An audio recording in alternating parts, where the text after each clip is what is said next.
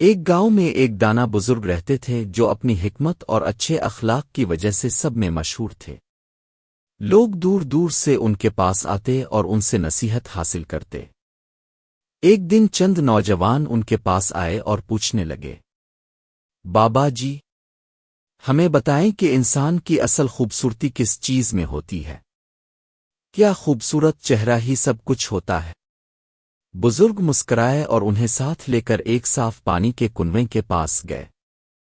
انہوں نے ایک نوجوان سے کہا، بیٹا، اس کنویں میں جھانک کر اپنا چہرہ دیکھو۔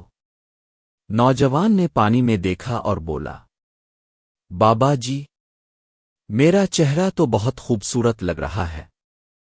بزرگ نے سر ہلایا اور کہا، ٹھیک ہے۔ پھر انہوں نے کنویں میں تھوڑی سی مٹی ڈال دی جس سے پانی گندا ہو گیا۔ اب انہوں نے دوسرے نوجوان سے کہا، اب تم اس میں دیکھو۔ اس نے پانی میں دیکھا اور حیران ہو کر بولا، بابا جی، اب تو میرا چہرہ بالکل صاف نظر نہیں آ رہا۔ بزرگ نے نرمی سے کہا، بیٹو، یہی انسان کی حقیقت ہے۔ جب انسان کے دل اور اخلاق صاف ہوں تو اس کی شخصیت بھی خوبصورت لگتی ہے، لیکن جب دل میں برائی، حسد اور غرور آ جائے تو اس کی اصل خوبصورتی چھپ جاتی ہے۔ یہ سن کر نوجوان خاموش ہو گئے۔